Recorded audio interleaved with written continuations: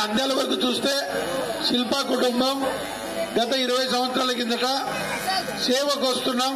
మేము సేవకులం, సాధు జంతువులం, ఆవులాంటి వారం, మా డబ్బు ఇక్కడ ఖర్చు పెట్టి సేవ చేసుకోవడానికి వస్తున్నామని చెప్పిన శిల్పా కుటుంబం 20 సంవత్సరాలుగా దాదాపుగా అడ్డు అదుపు లేకుండా వ్యాపారాలు చేసి రాజకీయం మాటున పిచ్చలవిడిగా డబ్బు పాపపు సొమ్ము సంపాదించి ఓటర్లను ఎంతని పెట్టి కొంటామనే ధన అహంకారంతో ఓటర్ల స్థాయి నుంచి పార్టీ అభ్యర్థులనే కొన్ని స్థితికి వచ్చి ఈరోజు గతంలో ఒక రాష్ట్రంలోని అగ్రస్థాయి నాయకుడైన ఒక నాయకుడిని మానసికంగా కేసులు పెట్టి వేధించి దాదాపుగా అతను మానసికంగా కుంగి కుసించి చనిపోయేలాగా చేసిన చరిత్ర శిల్పా మోహన్ రెడ్డి కుటుంబానిది.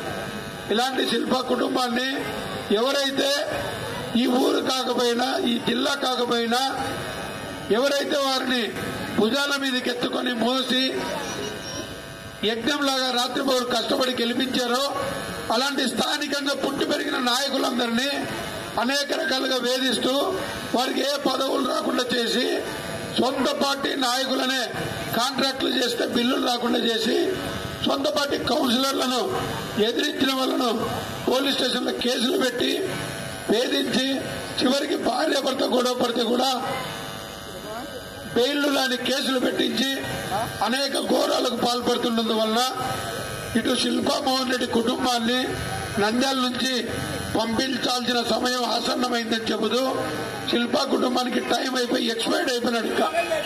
ఇంకా అయిపోయింది. శిల్పా కుటుంబం గతం మాత్రమే ఉండదు, భవిష్యత్ అనేది నంద్యాల తాలూకాలో ఉండదు.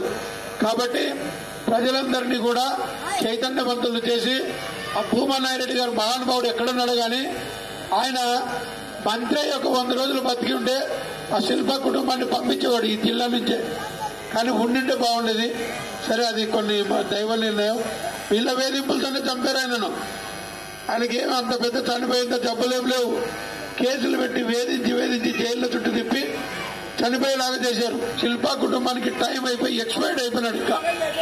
ఇంకా అయిపోయింది. శిల్పా కుటుంబం గతం మాత్రమే ఉండదు, భవిష్యత్ అనేది నంద్యాల తాలూకాలో ఉండదు.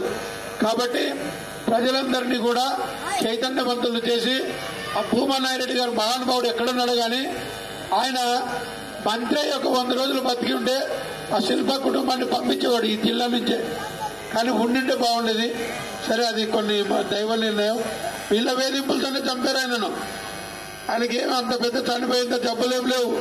కేసులు పెట్టి వేధించి వేధించి జైల్లో చుట్టూ తిప్పి చనిపోయేలాగా చేశారు. శిల్పా కుటుంబానికి టైం అయిపోయి ఎక్స్పైర్డ్ అయిపోయినాడు. ఇంకా అయిపోయింది. శిల్పా కుటుంబం గతం మాత్రమే ఉండదు, భవిష్యత్ అనేది నంద్యాల తాలూకాలో ఉండదు. కాబట్టి ప్రజలందరినీ కూడా చైతన్యవంతులు చేసి ఆ భూమన్నారెడ్డి గారు మహానుభావుడు ఎక్కడున్నాడు కానీ ఆయన మంత్రి యొక్క 100 రోజులు బతికి ఉంటే ఆ శిల్పా కుటుంబాన్ని పంపించేవాడు ఈ జిల్లా నుంచే. కానీ ఉండింటే బాగుండేది. సరే, అది కొన్ని దైవ నిర్ణయం. వీళ్ళ వేధింపులతోనే చంపారు ఆయనను. ఆయనకి ఏమి అంత పెద్ద చనిపోయేంత జబ్బులేం లేవు. కేసులు పెట్టి వేధించి వేధించి జైల్లో చుట్టూ తిప్పి చనిపోయేలాగా చేశారు. అటువంటిది శిల్పా మోహన్ రెడ్డి టైం అయిపోయింది కాబట్టి మనమంతా కూడా మాయలకు పడిపోకుండా ఒక్కరోజు ఇచ్చే పాపం సొమ్ము ఆ 2000 3000 ఇస్తే ఒక పూట తింటాం, తాగుతాం, లేకుంటే ఇంట్లో ఏదైనా నాకు వస్తువు తెచ్చుకుంటాం. అడిగి అయిపోయింది. కానీ 5 సంవత్సరాలు వాళ్ళని దరిద్రాన్ని భరించాలి.